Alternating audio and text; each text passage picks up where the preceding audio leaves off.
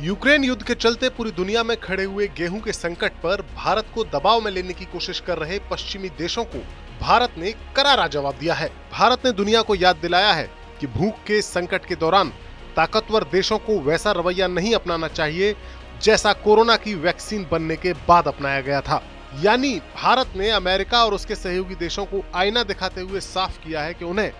गेहूं के इस संकट के दौरान भारत को नसीहत देने की बजाय अपने गरेबा में झांककर देखना चाहिए कि जब कोरोना महामारी के चलते पूरी दुनिया संकट से जूझ रही थी, तब ताकतवर देशों ने वैक्सीन की जमाखोरी कर ली थी और गरीब देशों को वैक्सीन वक्त पर नहीं मिल सकी थी। और अब ऐसी स्थिति गेहूं के संकट को लेकर भी पैदा हो सकती है। दरअसल दुनिया के इन ताकतवर देशों को ये जवाब दिया है भारत के विदेश राज्य मंत्री वी मुरलीधरन ने, और मौका था संयुक्त राष्ट्र संघ की ग्लोबल फूड सिक्योरिटी की मीटिंग का। और इस मीटिंग की अध्यक्षता अमेरिका के विदेश मंत्री एंटनी ब्लिंकन कर रहे थे। भारत को इस मसले पर इतना कड़ा रुख अपनाने की जरूरत क्यों पड़ी,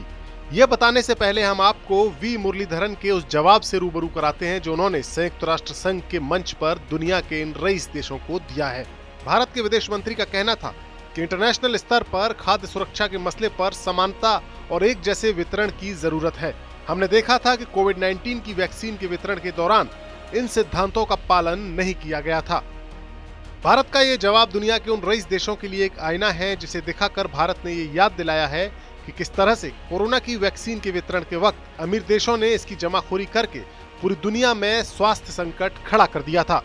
जबकि दूसरी ओर भारत में बनने वाली वैक्सीन कोविशील्ड को दुनिया के कई देशों में भेजा गया था और अमेरिका जैसे रईस देशों ने वैक्सीन की जमाखोरी कर ली थी। दरअसल कुछ ऐसे ही हालात अब गेहूं को लेकर भी पैदा हो सकते हैं, क्योंकि दुनिया में गेहूं का निर्यात करने वाले दो बड़े देश रूस और यूक्रेन करीब 3 महीने से युद्ध में उलझे हैं।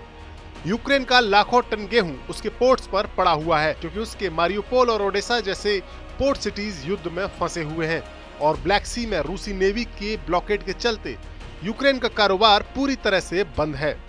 ऐसे हालात में पूरी दुनिया में गेहूं की जमाखोरी बढ़ गई है और उसकी ग्लोबल कीमतों में 22% से भी ज्यादा बढ़ोतरी हो गई है। इस संकट को भांपते हुए मोदी सरकार ने भी भारत से गेहूं के निर्यात पर तत्काल पाबंदी लगा दी है। भारत रूस के बाद दुनिया में गेहूं का दूसरा सबसे बड़ा उत्पादक देश है और भारत के इस फैसले के बाद अमेरिका और उसके सहयोगी देशों के संगठन G7 ने भारत को निशाने पर ले लिया है।